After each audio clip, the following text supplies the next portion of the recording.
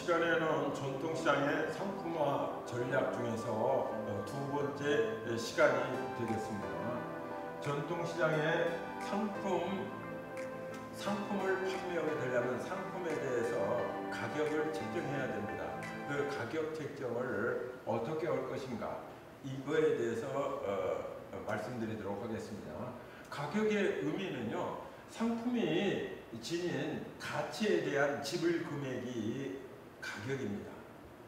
쉽게 얘기하면 우리 상인들이 책정하는 가격, 그것이 가치가 높으면 가격이 높습니다. 그러면 가치라는 것은 무엇이냐? 그러면은 특정 소비자에게 중요하면은 가치가 높습니다. 어떤 소비자에게는 어떤 상품이 가치가 없을 수도 있어요.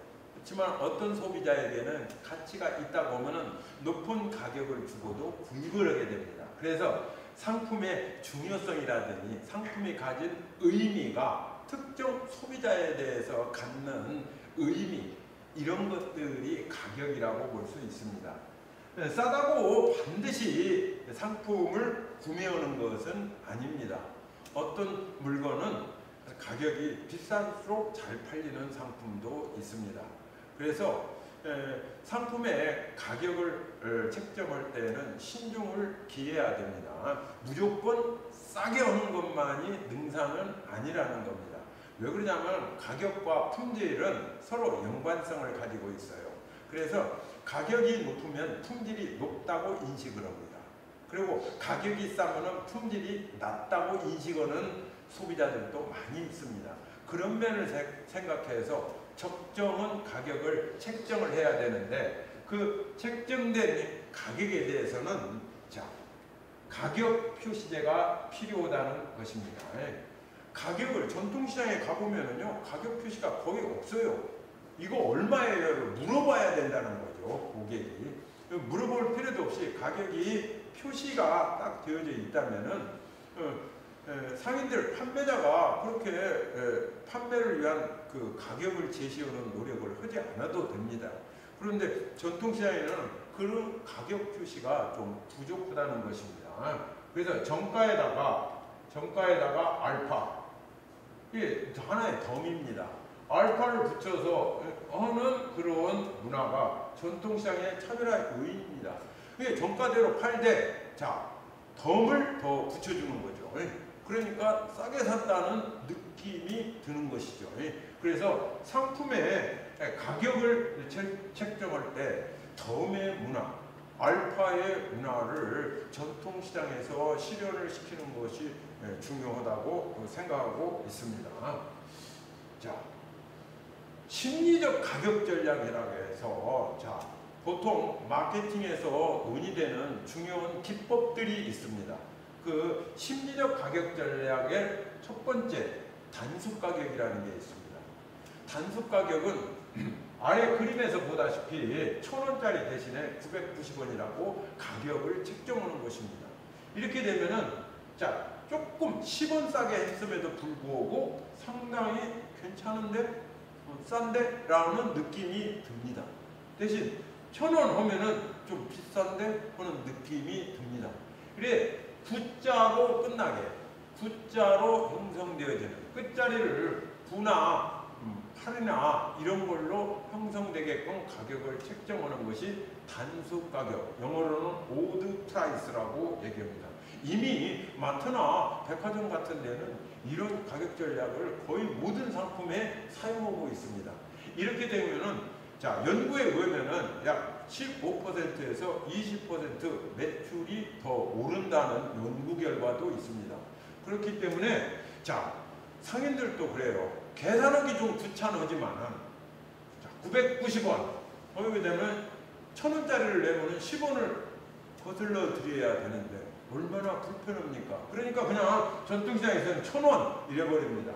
그렇지만 카드로 결제를 하는 경우에는 990원이나 1,000원이나 결제하는 것은 똑같습니다. 아주 편리하기 때문에 카드 단말기가 필수적으로 설치되어져 있어야 됩니다.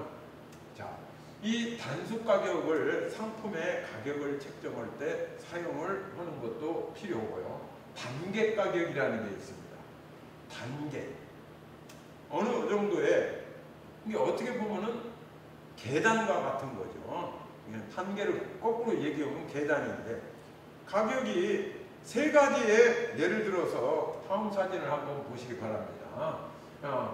스마트폰이 아이폰 요즘 뭐 11까지 나와 있는데, 이거 5, 6 때의 얘기입니다. 스마트폰이 세 종류가 있습니다. 하나는 밑에 가격을 보세요. 단수 가격이죠? 99달러. 이쪽은 199달러. 200달러 하지를 않고 199달러. 그 다음은 299달러. 그러니까 쉽게 얘기하면 100달러, 200달러, 300달러 이렇게 책정이 되어 있습니다. 근데 이게 단계 가격인데 가격 차이가 확실히 나게끔 책정합니다. 예를 들어서 가운데가 200이고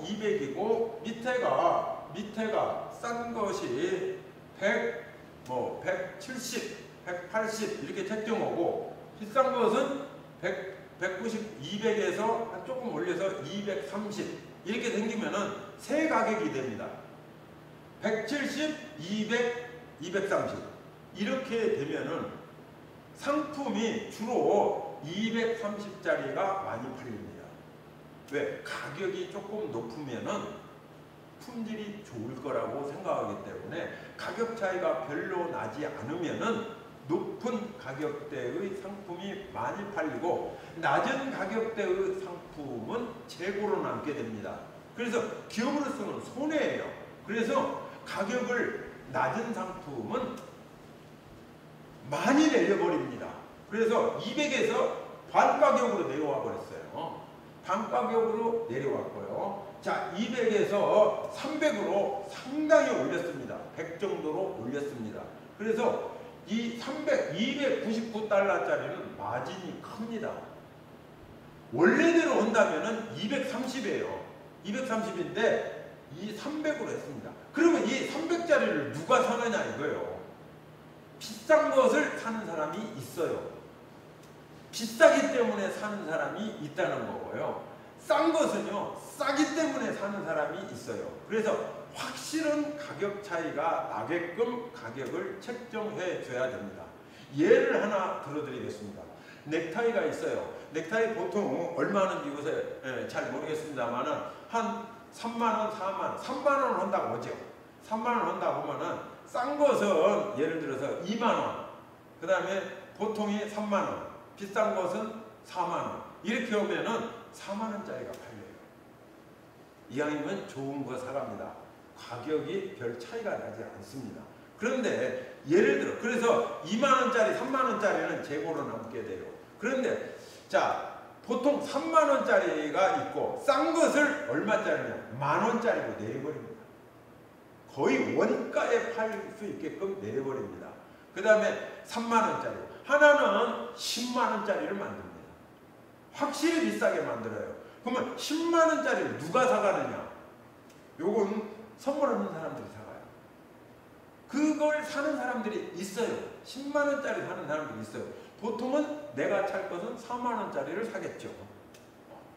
그 다음에 어린아이가 학교에서 아빠 넥타이 하나 갖고 오라 그러면은요, 학교에 때 쓰려고 그러면은요, 만원짜리나 5천원짜리 확실히 싼 것을 삽니다. 그래서 세 개가 보통은 3만원, 4만원짜리가 판매가 되고 확실히 싸게 사야 할 때는요, 자, 만원이나 5천원짜리 사고 확실히 비싼 것을 내가 나의 선물의 의미를 전달해야 되니까 선물로 살 때는 예를 들어서 8, 9만원이나 10만원짜리의 넥타이를 구입하게 돼서 세 가지의 상품이 고루 팔리게 됩니다. 이게 단계 가격 전략이라고 하고 이미 이런 핸드폰과 같은 데서도 이렇게 단계 가격이 형성되어져서 판매가 실제 이루어지고 있습니다. 그래서 싼 카메라는 싼 카메라, 비싼 카메라는 비싼 카메라, 보통 사는 카메라는 내가 사용하는 카메라, 보통 카메라는 보통 카메라, 이렇게 가격을 확실히 차이가 나게끔 설정하는 것을 단계 가격이라고 보통 얘기합니다. 그 다음에 수량 할인 가격. 이건 얘기를 했죠. 많이 사면은 당연히 할인을 해줘야 됩니다. 이건 SNS에도 공동구매할 때 이미 사용되고 있죠. 여러 사람이 모여서 물건을 살 때 많이 모이게 되면 뭡니까? 물건 가격이 내려가죠. 수량 할인은 당연히 해줘야 되는 겁니다. 근데 재미있는 것이 옆에 있는 차별 가격입니다. 이 가격을 사람을 차별해서는 안 되죠. 사람을 차별해서는 안 되는데 가격은 차별해서 가격을 어떤 사람에게는 비싸게 팔고 어떤 사람에는 싸게 판다라는 거예요. 차별한다는 거예요. 이미 우리가 하고 있죠. 어떤 뭐 입장료를 받을 때 보면은 분경 할인 이런 거 있죠. 좀 싸게 해줘. 그 다음에 생활보호 대상자들은 좀 싸게 해준다든지 이런 거 있잖아요. 이 사람 봐서 차별하는 것이죠. 우리가 KTX 탈 때 어린이 하게 되면은 반 가격에 한다든지 이 가격 차별 당연히 이루어집니다. 똑같은 자리 차지하고 가는데도 사람에 따라서 차별을 합니다. 전통시장에서도 그런 차별 가격을 설정할 수 있는 품목들이 있고 경우가 있습니다. 그럼 그런 거 이미 대기업에서는 또는 판매점에서는 다 시행하고 있거든요. 회원들에게는 싼 가격, 그 다음에 회원이 아닌 사람에게는 조금 비싼 가격. 생협에서는 아마 그렇게 판매하고 있을 겁니다. 가격을 사람에 따라서 차별을 합니다. 두 번째 내용에 보면은 시간에 따라서도 차별을 합니다. 이건 무슨 예가 있을까요? 극장 보면은 조조 할인이 있죠. 오전에 보면은 할인 가격으로 똑같은 영화입니다. 근데 오전에 보면은 좀 할인 가격, 오후에 보면은 정상 가격으로 합니다. 어떤 음식점의 경우에는요, 점심시간에 식사를 와서 구입을 하면은 10,000원.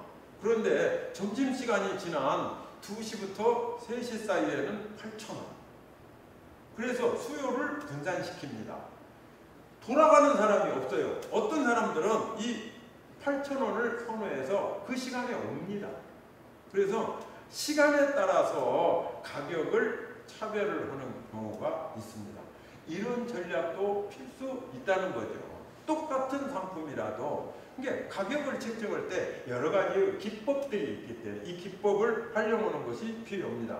그 다음 장소에 따라서도 차별을 합니다. 이렇게 될 수 있겠죠. 시내에서 코카콜라를 먹을 때는 예를 1,000원.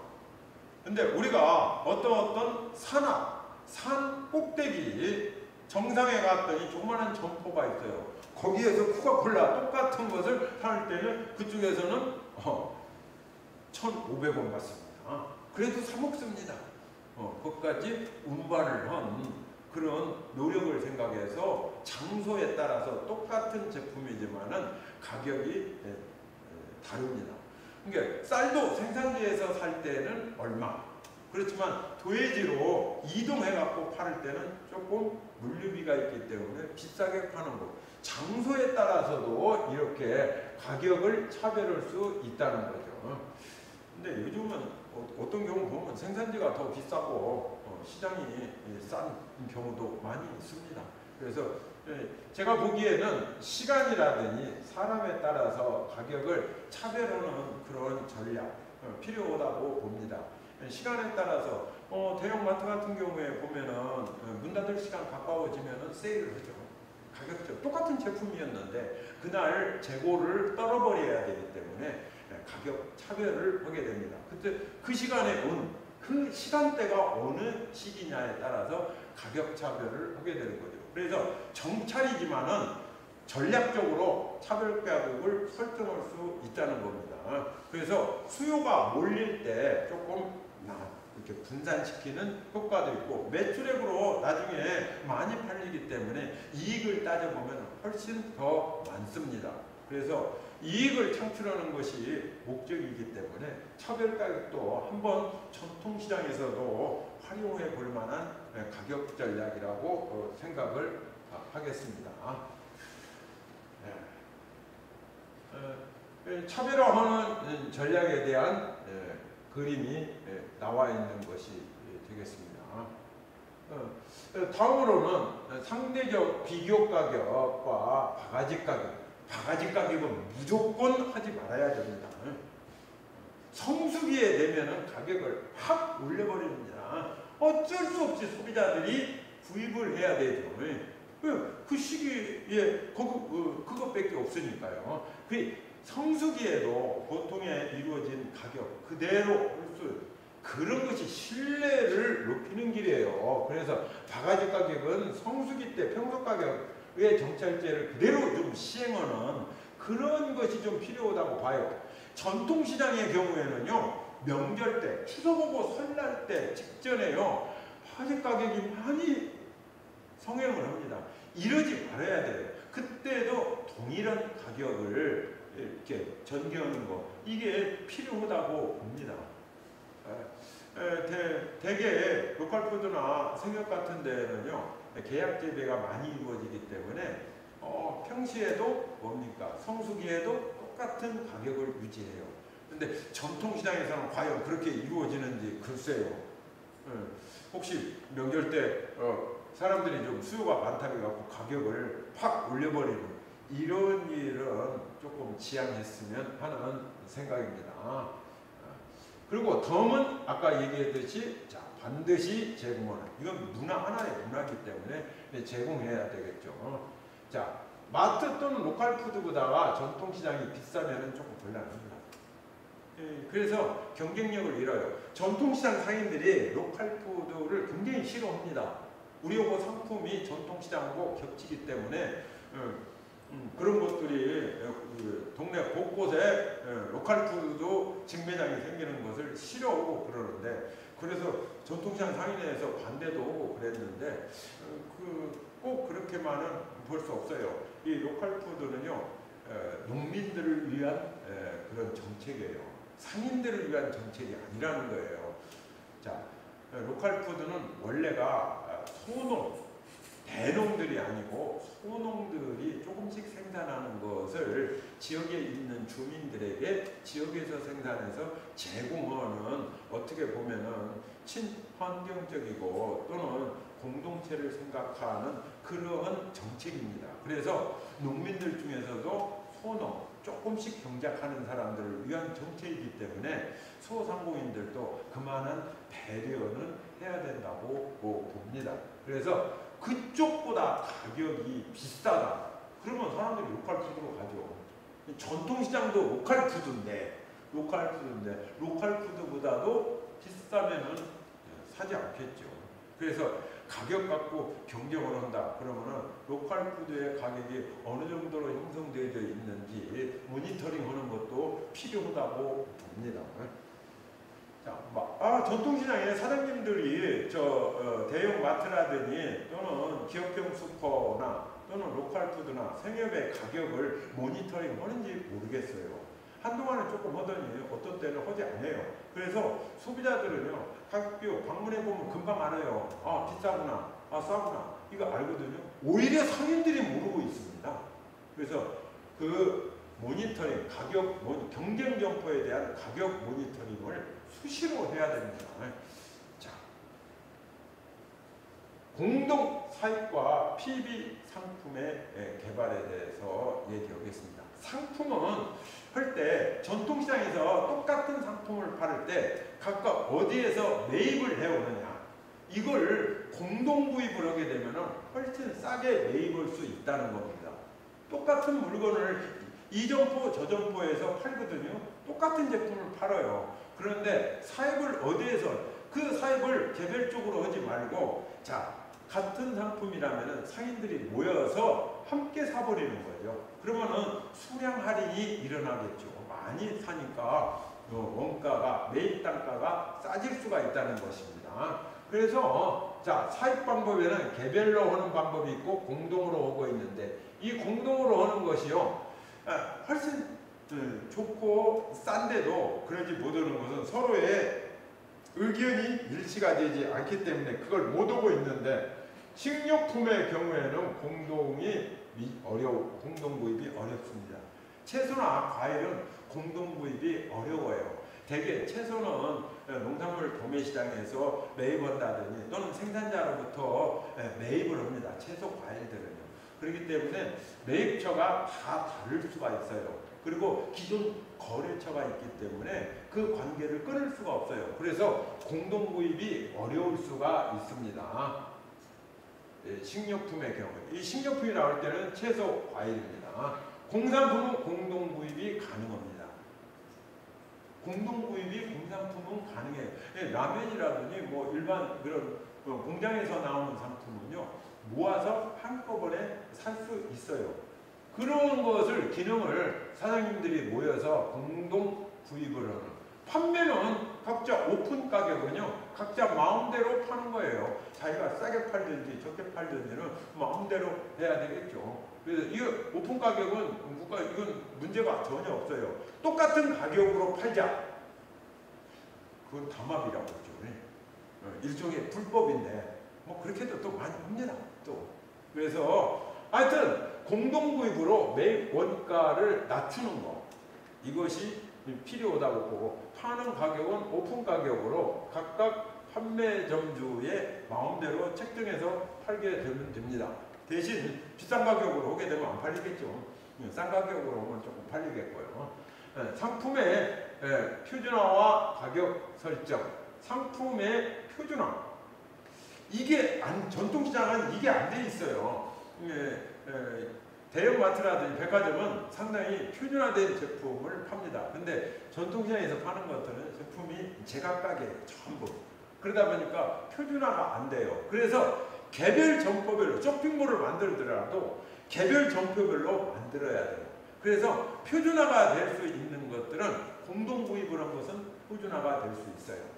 그래서 그 공동구입한 것을 쇼핑몰에서 팔아야 되지, 예를 들어서 제각각인 것을 팔게 된다. 그러면 예를 들어 콩나물인데 뭐냐, 콩나물 가격이 다 한 개가 아니고 여러 가지입니다. 종류별로 여러 가지고, 그러면은 뭐 선택해서 소비자들이 쇼핑몰에서 구입할 수도 있겠죠. 비싼 콩나물도 있고 싼 콩나물도 뭐 올려놓으면 되겠죠. 그런데 그것보다는 콩나물 가격을 표준화시키고 제품도 표준화시키는 것이 필요하다고 여겨집니다. 일정 품목에 대해서는요. 자, 가격 설정, 똑같은 가격을 해야 되겠죠. 표준화된 상품은요, 거의 같은 가격을 설정해 주는 것이 필요합니다. 그래서 표준화된 상품은 어떻게 만들 거냐 이거죠. 전통시장에서 각각의 상인들의 이해구조가, 생각이 다 틀린데, 그건 전통시장에서 PB 상품으로 개발을 해야 됩니다. 유통업체 상태예요. 유통업체는, 전통시장도 유통업체예요. 유통업체에서 만든 상품이에요. 그걸 PB 상품이에요. 그래서 그 시장에서만 팝니다. 아까 콩나물의 얘기를 했죠. 콩나물도 상인회에서 상품을 제작을 해요. 그래갖고 콩나물을 파는 점포에다가 공급을 해주고 똑같은 가격에 파는 겁니다. 이게 표준화된 상품이에요. 그러면 그거는 전주 남부시장 콩나물이에요. 전주 남부시장 상호가 그렇게 브랜드가 그렇게 붙어 있어요. 이거를 개발해 줘야 되는데, 지금 현재는 뭡니까? 콩나물 가게마다 다 콩나물 질도 틀리고 뭡니까? 다 가격도 틀립니다. 마음대로 파는 거예요. 이렇게 파는 것이 더 효과적인지, 아니면은 표준화를 해서 파는 것이 더 효과적인지에 대해서는 한번 전통시장에서 고민을 해봐야 된다는 얘기가 되겠습니다. 다음에는 의전 편의점, 우리가 한번 예를, 왼쪽 그림을 보세요. 주요 편의점의 매출 중 PB의 비중. 편의점 상품이 있습니다. 예를 들어서 CU에서만 파는 우유가 있어요. CU 우유가 있어요. 물론 상품의 질이 아주 좋습니다. 한번 볼까요? 매출 비중입니다. 36.2%까지 지금 올라와 있습니다. 19년도에 36.2%. 지금 편의점에서 파는 상품 중에서 36.2%가 PB 상품이라는 거예요. 그 편의점 상품이에요. 다른 가게에 가면 없어요. 그게 뭐냐면 예를 CU에서 파는데 CU 우유, CU 콜라, CU 뭐 김밥, CU 뭐 다 브랜드가 그렇게 붙어 있어요.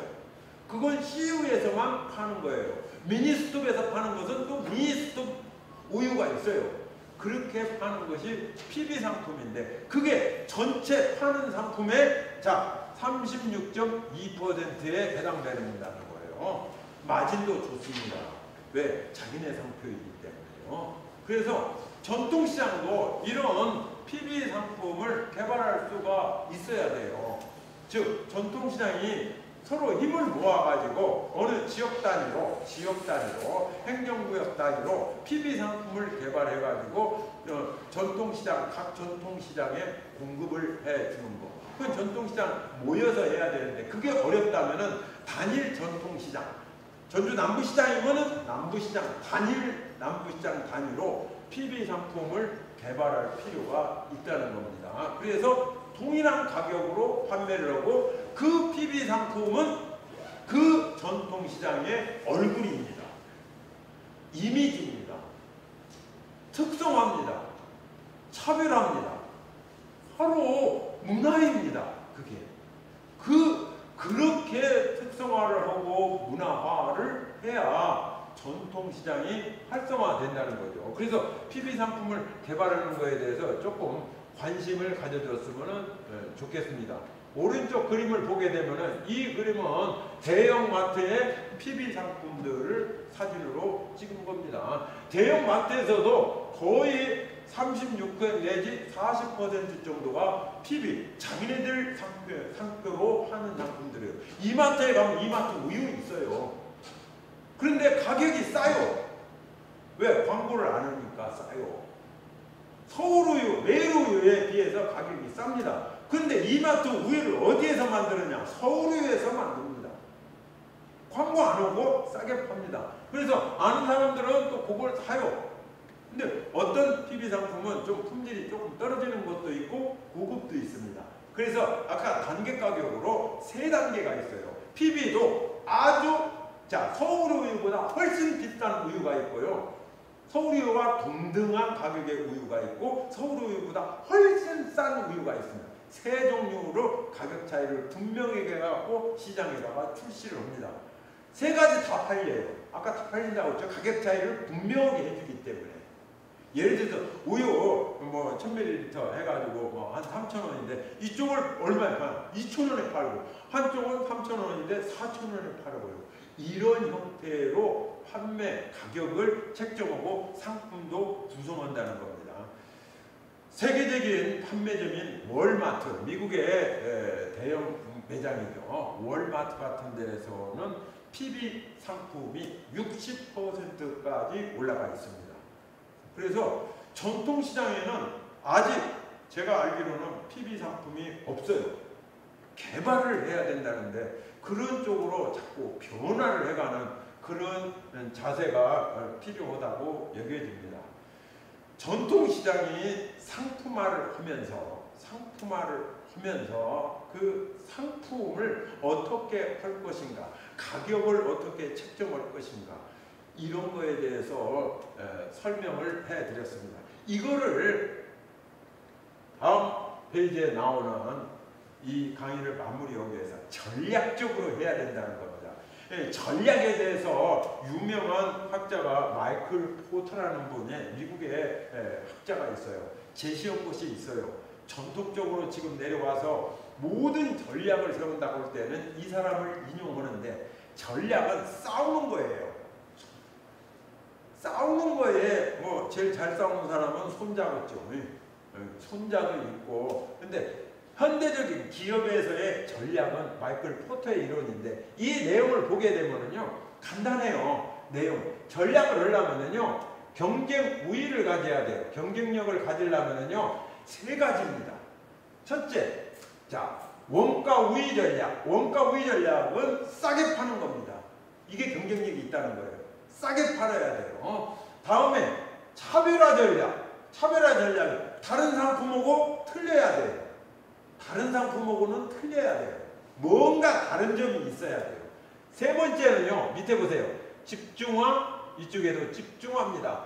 어찌했든지 집중화. 폭을 좁히고 집중적으로 봐라. 이게 전문점이에요. 전문점은 집중, 폭을 좁히고 가전제품만 전문적으로.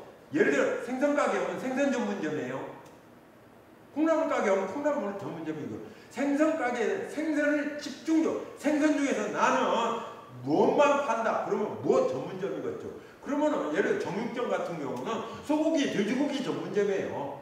집중해서 그것만 파는 거. 집중화를 하든지 아니면 차별화. 다른 가게와는 다른 것을 좀 판다든지.